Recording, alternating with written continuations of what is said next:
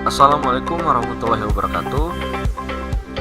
Pada video tutorial saya kali ini akan menjelaskan mengenai konfigurasi load balance dan failover metode PCC pada router boot MikroTik. Ya, mungkin bagi teman-teman yang belum paham pengertian dari load balance dan failover, saya akan menjelaskan pengertian dari load balance dan failover terlebih dahulu sebelum kita masuk ke konfigurasinya. Oke, kita lihat dulu. Nah, apa itu load balance? Load balance pada MikroTik atau router boot MikroTik adalah teknik untuk mendistribusikan beban traffic pada dua atau lebih jalur koneksi secara seimbang. Tujuannya adalah agar traffic dapat berjalan secara optimal, memaksimalkan throughput, memperkecil waktu tanggap, dan menghindari overload pada salah satu jalur koneksi. Lalu harapannya apa ketika kita melakukan load balance ini, atau apa sih kelebihan dari melakukan load balance ini? Nah, kelebihan dari melakukan load balance ini yang pertama adalah ketika kita hanya menggunakan satu link yang biasanya itu kita membutuhkan waktu tanggap. Ini kita ngetik nih ya, misalnya di Google kita ngetik Facebook.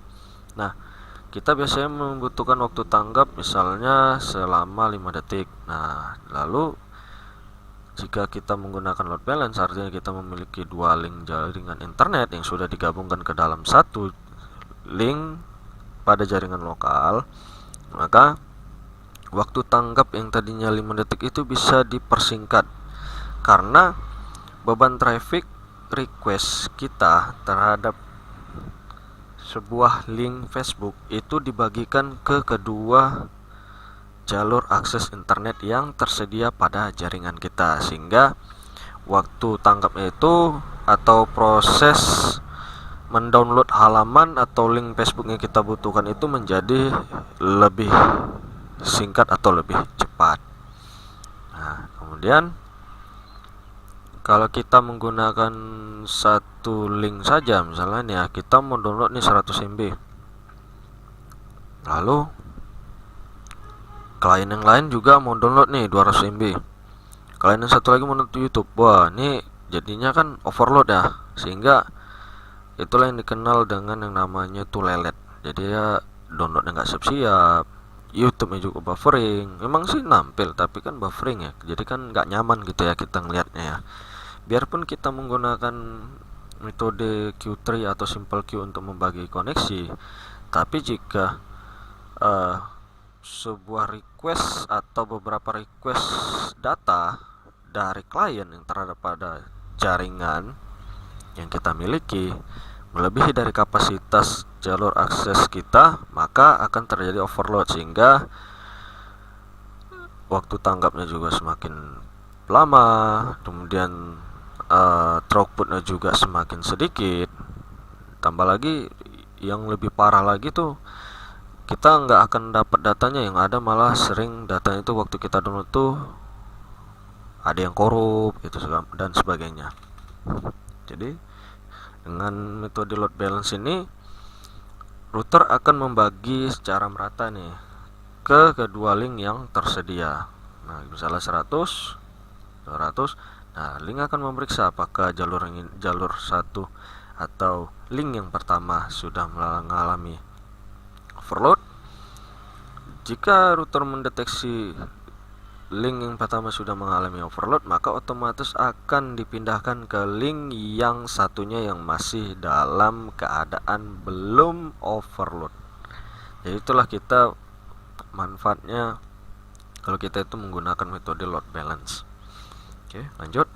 Nah, failover pada saat memiliki beberapa link. Nah, kita ini punya lebih dari satu link ya.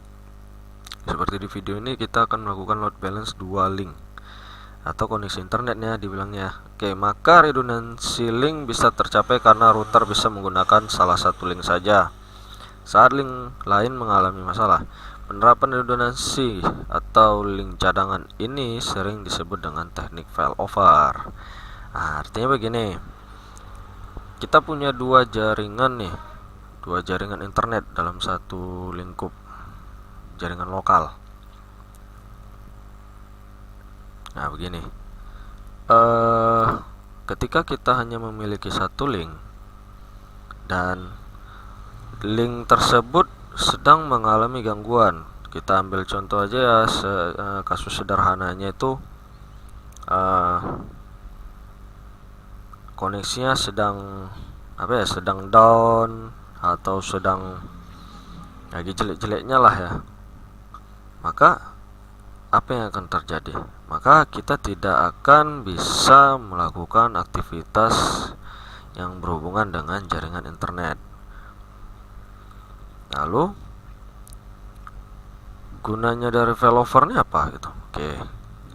Kalau kita menggunakan failover, kita kan harus memiliki dua link jaringan internet ya. Atau link jaringan internetnya kita miliki dua.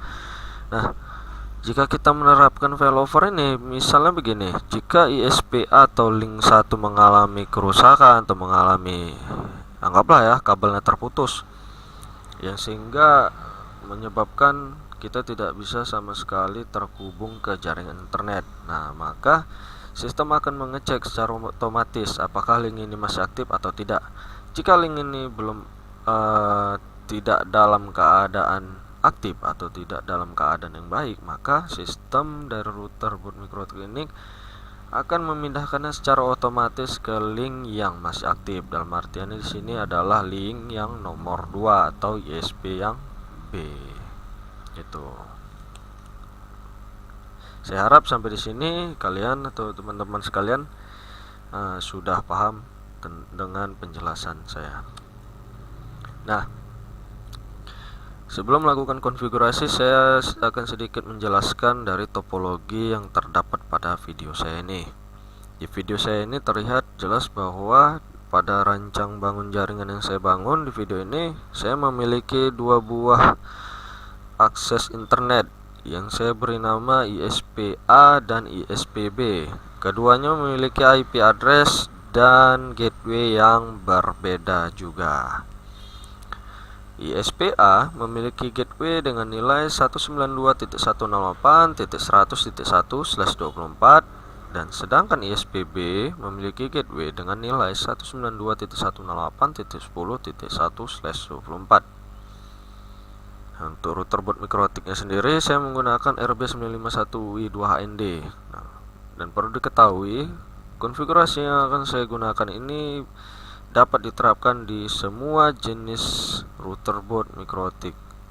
Nah, untuk Ether 1 pada router boot MikroTik, router ini akan memiliki IP pada Ether 1-nya itu dengan nilai 192.168.100.2/24. Sedangkan IP address untuk Ether 2 ISP-nya akan memiliki IP address dengan nilai 192.168.10.1/24. Sedangkan Ether 3 hubungkan ke jaringan lokal memiliki IP address 192.168.5.1/24. Nah, untuk jaringan lokal akan memiliki IP address dengan network 192.168.5.0/24. Gateway-nya sesuai dengan IP address pada Ether 3 yang terdapat pada router boot MikroTik, yaitu dengan nilai 192.168.5.1 dan DNS-nya disamakan dengan gateway yang terdapat pada router boot MikroTik atau dengan IP address yang terdapat pada Ether 3 lokal dan juga diselingi dengan DNS Google. Oke, sekarang kita lanjut ke konfigurasinya. Buka inbox, klik di bagian MAC address dan sampai dia muncul di sini bagian connect to, lalu di bagian login admin dan passwordnya kosong dan klik connect. Perlu diketahui di video ini saya akan menjelaskannya dari awal atau dari nol. Tujuannya agar bagi teman-teman yang belum betul-betul paham tentang konfigurasi MikroTik dan lebih khususnya lagi tentang load balance, maka saya akan menjelaskannya dari awal seperti melakukan konfigurasi dasar. namun juga dilanjutkan dengan konfigurasi load balance-nya. Oke, sini kita klik remove configuration.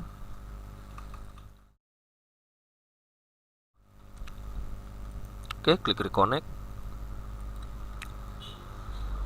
Oke, sekarang kita klik pada menu interface, double klik pada Ether 1, klik pada tab general, kita beri nama Ether 1 ISP_A,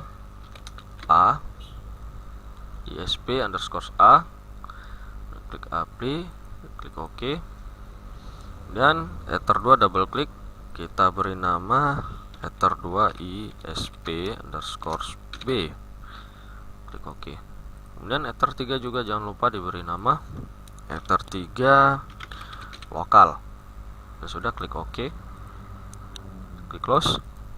Nah, coba kita lihat lagi IP address dari Ether 1 ISP_A adalah 192.168.100.2. Oke, kita masuk ke IP address, klik plus, kita isikan dengan nilai sebagai klik reconnect.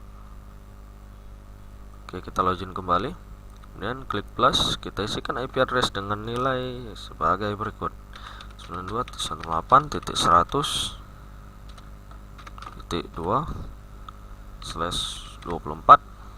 Interface adalah Ether 1 ISP_A, klik apply, klik OK. Tambahkan lagi IP address untuk Ether 2 ISPB, yaitu 192.168.10.1/24. Isikan.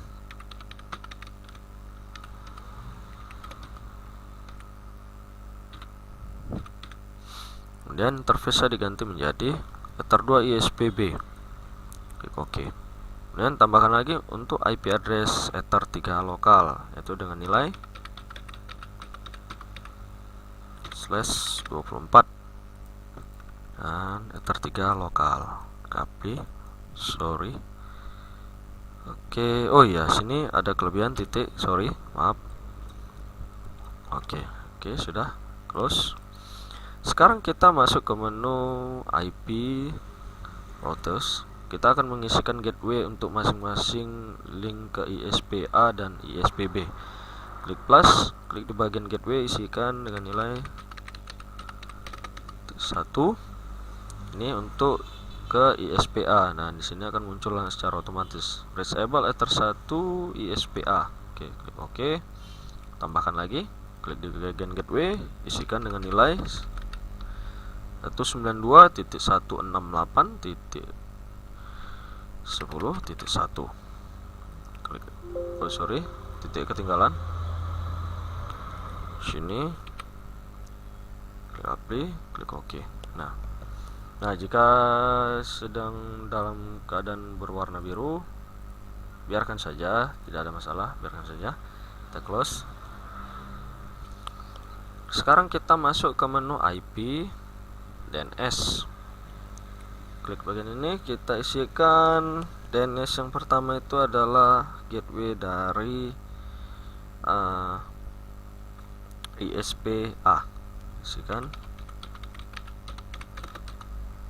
itu, kemudian klik tanda panah ke bawah, isikan dengan gateway dari ISP yang B. 10.1. Nah, akan lebih baik lagi jika ditambahkan dengan DNS dari Google, karena DNS ini terkenal dengan kestabilannya. Oke, jangan lupa allow remote request di checklist, kemudian klik apply, klik OK. Lalu sekarang coba kita cek apakah bisa terhubung ke internet atau belum. Bukan new terminal, kemudian kita ketikkan ping google.com. Ternyata sudah ya, sudah. Ctrl C, klik close. Sekarang kita masuk ke menu firewall, IP firewall, klik di bagian tab NAT, Nah, kalau di video konfigurasi dasar kita hanya membuat di bagian NAT ini hanya membuat satu konfigurasi, tapi di video ini karena kita memiliki dua link jaringan internet, maka kita harus membuatnya sebanyak dua konfigurasi. Chainnya seperti biasa, source NAT, out interface-nya adalah yang pertama itu Ether1 ISPA, kemudian actionnya adalah masquerade. Klik apply, klik OK. Tambahkan lagi, lalu tab general, chainnya source NAT, out interface-nya adalah Ether2 ISPB, actionnya adalah masquerade, klik apply, klik OK. Oke, sudah cukup. Sekarang kita pindah ke Mangle.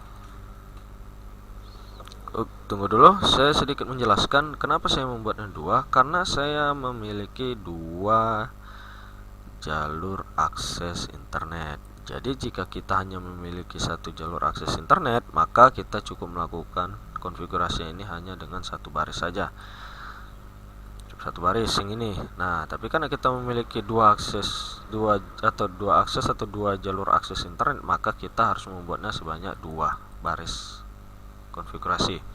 Sekarang kita pindah ke Mangle. Di Mangle ini kita akan menentukan jalur akses mana yang akan kita gabungkan dan mana yang kita izinkan. Nah, kedua-duanya ini akan kita izinkan dan akan kita gabungkan di Mangle ini.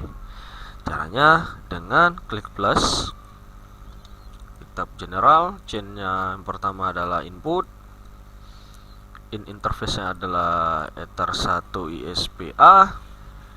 Ini jangan sampai salah ya, jangan sampai salah, karena kalau kita mengalami kesalahan di sini maka akan berakibat fatal untuk yang berikutnya, atau bisa jadi konfigurasi kita tidak akan bekerja sama sekali. Ini Ether1 ya, Ether1 ISPA.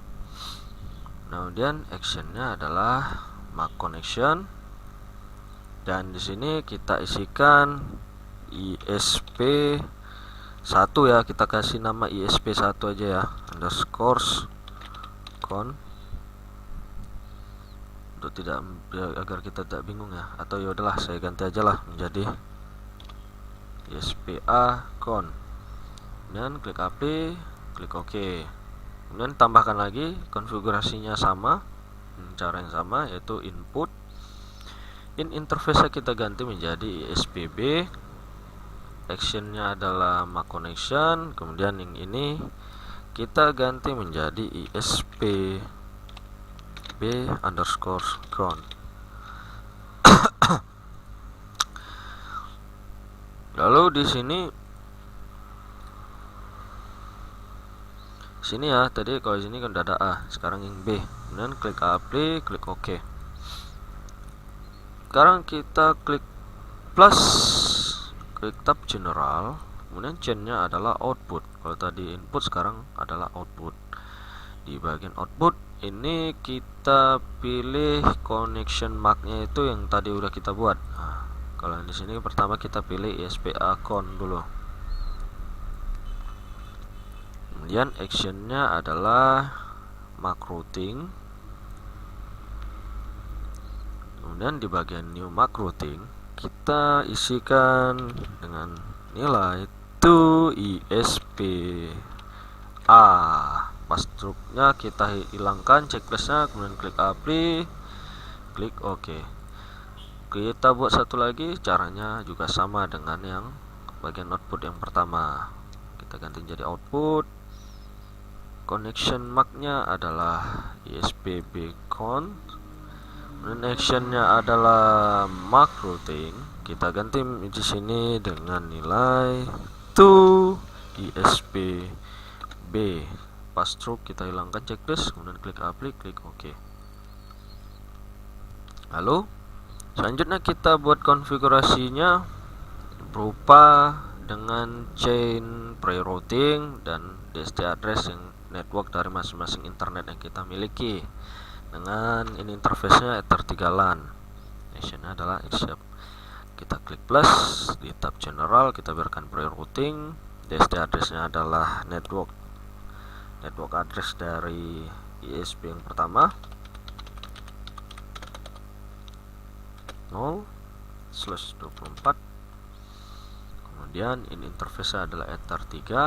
Kenapa Ether3? Karena klien yang terhubung di bawah Ether3 inilah yang akan mengakses network address dari jalur akses internet yang pertama ini. Ini sebagai pemetaan aja dari mana nih yang akan mengakses ini gitu. Jadi router nih tidak akan bingung nantinya, dari mana nih yang mengakses. Nah, router sudah tahu gitu. Kemudian di tab action kita biarkan saja, kemudian klik apply, klik OK. Kita buat file accept yang tadi yang pertama ya, ini yang kedua. Tab general, pre-routing, tab sama. DST address ini kita isikan network address dari ISP yang B 92.168.10.0/24. Interface adalah Ether3 lokal. Actionnya kita biarkan, klik apply, klik OK. Oke, selesai di bagian accept. Sekarang kita pindah ke pre-routing yang selanjutnya. Kita klik plus lagi, tab general, pre-routing, kemudian chain ini ya, pre-routing.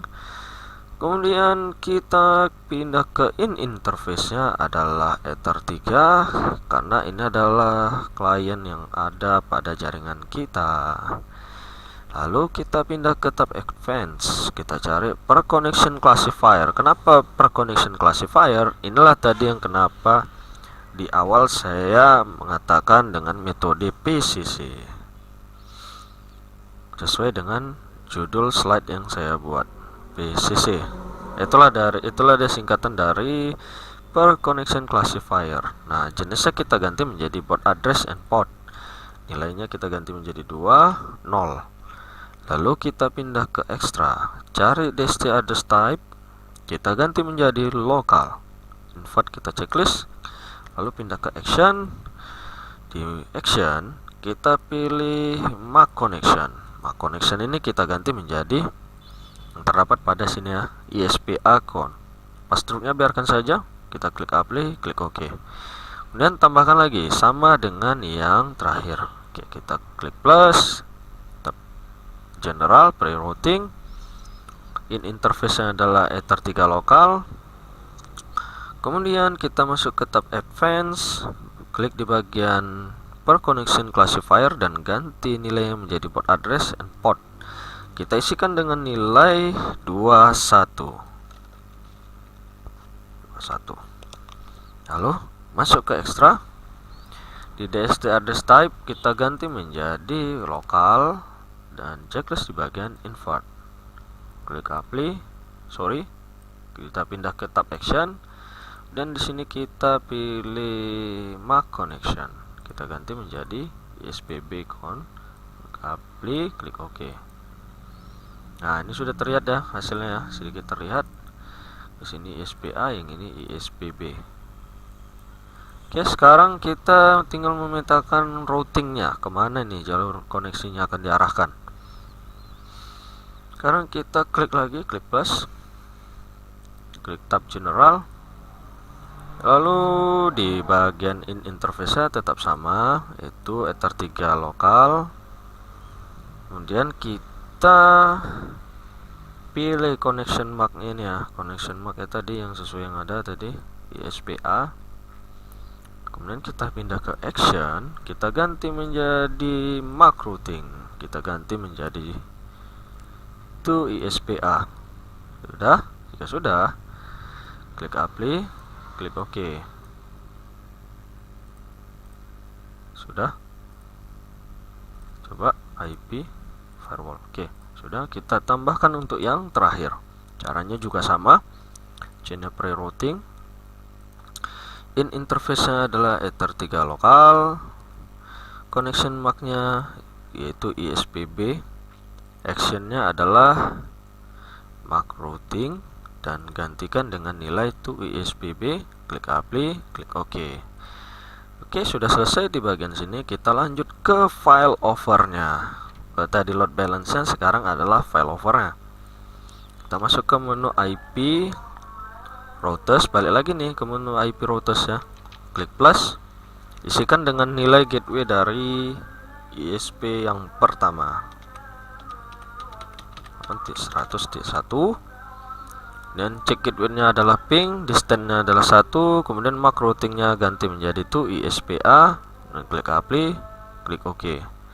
Tambahkan lagi untuk ISP yang kedua. Oke, check gateway-nya adalah ping, distance-nya 1, maka di MAC routing-nya adalah itu ISPB. Klik apply, klik OK. Selesai. Sekarang kita tinggal mengkonfigurasikan DHCP server untuk jaringan lokal kita.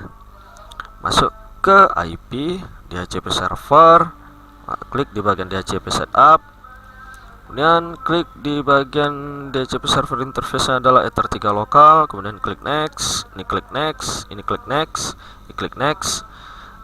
Ini sebaiknya kita tambah lagi. Jadi dengan DNS Google, kayak saya lebih suka menambahkan DNS Google karena lebih stabil. 8.8.8.8, ini 8.8.4.4. Oke, jika sudah klik next. Ini list time-nya 10 menit. Saya mau ganti menjadi 1 jam. Jika sudah klik next, klik OK. Selesai. Klik close. Coba ini saya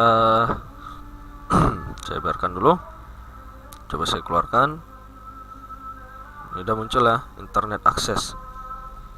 Coba saya buka Google, harusnya bisa ya. Ya, bisa ya. Bisa buka Google.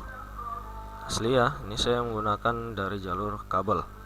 Coba saya buka, coba saya buka Winbox. Connect. Nah, interface. Saya buka link untuk Ether 1 dan Ether 2. Cara pengujiannya adalah dengan cara seperti ini.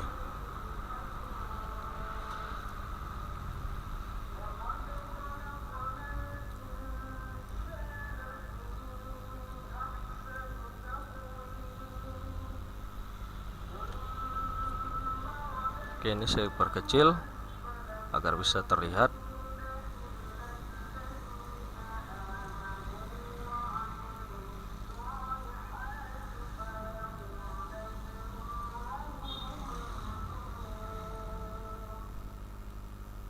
Oke, ini kita coba buka Google kembali.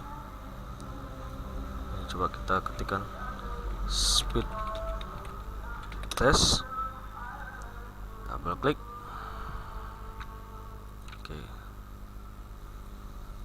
Oke, sekarang kita coba tes ya. Ini sini sudah nampak ya hasilnya ya, sepertinya. Oke, kita klik go. Kita lihat hasilnya.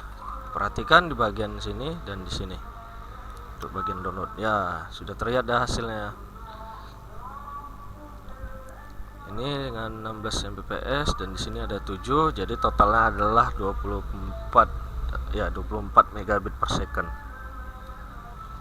Dan terakhir adalah 22,22 megabit per second. Di sini nampak ya. Dan juga di sini nampak adalah hasil akumulasi dari kedua link.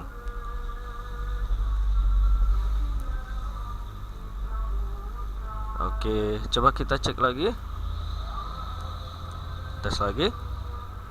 Apakah hasilnya tetap sama? Oke. Perhatikan di bagian ini untuk download dan di sini juga. Hasilnya sangat bagus ya, dengan linknya sangat bagus. 15, 14 ya, hampir ya, mirip ya. Adalah hasil penjumlahan dari kedua link. Dan untuk uploadnya perhatikan di kolom ini dan kolom ini. Ini 8, tadi ini 19, 20 ya. 17 ya, nggak turun ya. Ini sekitar 1,5 Mbps ya. 1,5, ini 22 ya. Jatuhnya di 21. Oke, sekarang coba kita buka YouTube ya, buka YouTube. Di sini juga dibagi nih. Kita buka YouTube, coba kita buka apa ya, YouTube.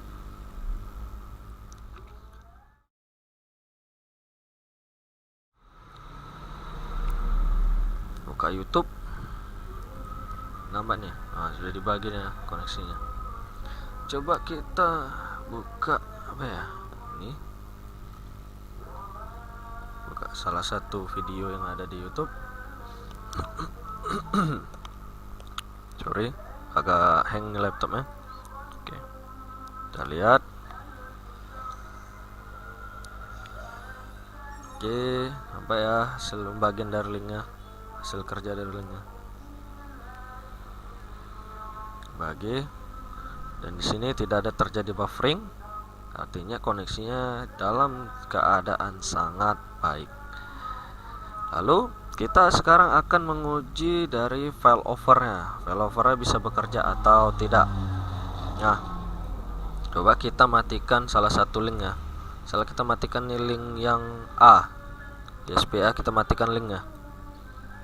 Ini udah dalam keadaan mati ya. Untuk menceknya dia sudah mati apa belum ini. Ini mengujinya, sebenarnya harusnya sih kabel yang tertancap pada port 1 ini harusnya saya cabut, tapi karena supaya teman-teman bisa lebih paham, jadi ini saya disable. Kalau ini enable, ini disable. Jadi artinya link di Ether 1 ini sudah tidak aktif. Jadi coba kita buka Google, harusnya bisa. Ya, bisa ya. Itu masih berjalan. Coba kita buka yang agak berat sedikit. Kita buka YouTube. Oke, aman, lancar ya. Dan koneksinya juga full, dia menanggung semuanya. Ini 0 ya, si 0. YouTube.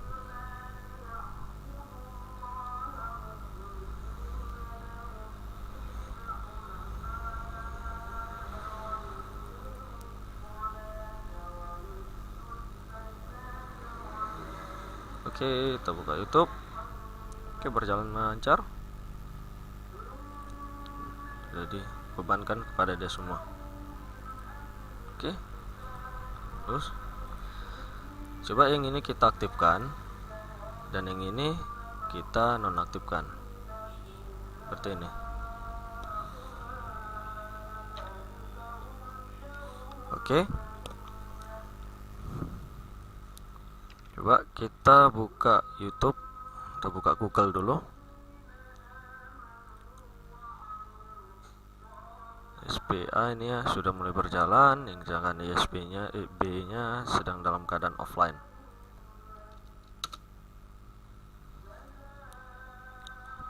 Nah, nampaknya nih SPA-nya dalam keadaan kondisi koneksi yang kurang baik ya. Tapi jangan khawatir, kita cek lagi. Ya, bisa. Dia butuh sedikit penyesuaian nanti. Kita klik di sini YouTube. Kita lihat di sini ya, semuanya full ditanggung oleh link ISPA. Oke, sedangkan ISP yang B masih dalam keadaan mati, terus sedang dalam keadaan non aktif. Oke, sudah kita aktifkan kedua-duanya, harusnya ada peningkatan. Ya, ada peningkatan ya. Oke, waktu tanggapnya juga semakin singkat ya. Oke, sekarang coba kita buka YouTube lagi. Kita lihat channel saya. Oke, my channel.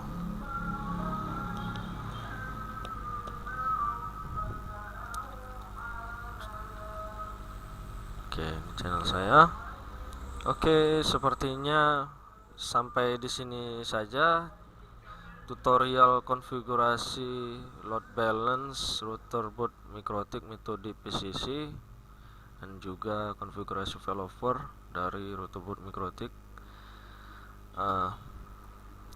Jika video saya ini teman-teman rasa bermanfaat, silahkan like dan subscribe dan juga share ke teman-teman bagi teman-teman sekalian yang membutuhkan atau orang-orang lain yang membutuhkan konfigurasi yang terdapat pada video saya ini.